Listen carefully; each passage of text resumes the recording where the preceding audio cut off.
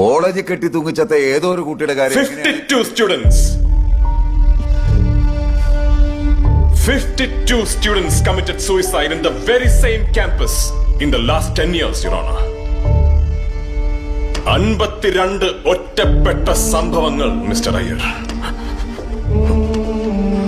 ഓരോ വർഷവും അതിർത്തിയിൽ കൊല്ലപ്പെടുന്ന ജവാന്മാരെക്കാൾ കൂടുതൽ ജീവനുകൾ നമ്മുടെ രാജ്യത്തെ യൂണിവേഴ്സിറ്റികളിൽ ഇല്ലാതെയാക്കുന്നു. ആര്? ഇരിക്കാൻ നല്ലൊരു ബെഞ്ച് പോലും ഇല്ലാത്തൊരു സ്കൂളിൽ നിന്നും, പബ്ലിക് ടാപ്പ് പോലും ഉപയോഗിക്കാൻ വിലക്കുള്ളൊരു ഗ്രാമത്തിൽ നിന്നും അവള് കഷ്ടപ്പെട്ട് പഠിച്ചിതുവരെ എത്തിയത് തിരിച്ചു പോകാൻ തന്നെയായിരുന്നു, യുവർ ഓണർ. പക്ഷെ അതൊരിക്കലും ഇങ്ങനെ ആയിരുന്നില്ല. സർ, ഈ മന്ത് എന്തെങ്കിലും ഇത് സബ്മിറ്റ് ചെയ്തില്ലെങ്കിൽ എനിക്ക് ഇനി ഒരു വർഷം കൂടി നഷ്ടമാവും sir. Please sir, wait sir. Sir sir, വീട്ടിലെ സ്ഥിതി അത്രയ്ക്ക് മോശമാണ് സർ. സർ പ്ലീസ് സർ, ഒരുപാട് കഷ്ടപ്പെട്ട സർ ഞാൻ ഇവിടെ വരെ എത്തിയത്. എവിടെ വരെ?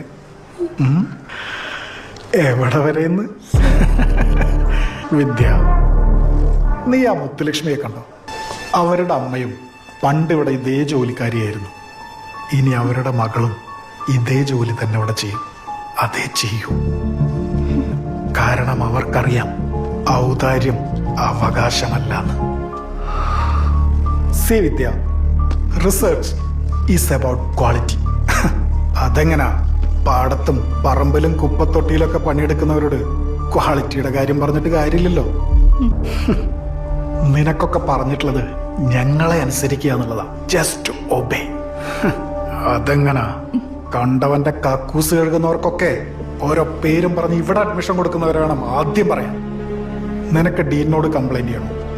Go head. നീ എന്ന് വിചാരിച്ച ഇവിടെ ഒരു ചുക്കും നടക്കില്ല. ആൻഡ് മൈൻഡ് യു, 7 അല്ല 10 വർഷം കഴിഞ്ഞാലും നീയൊക്കെ ഇവിടെ നിന്ന് പഠിച്ച് പുറത്തേക്ക് ഇറങ്ങണമെങ്കിൽ എന്റെ ഒപ്പ് വേണം. ഓക്കെ? ഇനിയും നിനക്ക് ഞാൻ പറഞ്ഞത് മനസ്സിലായില്ലെങ്കിൽ go and have a look at yourself in the mirror. പോയി കണ്ണാടി നോക്കടി.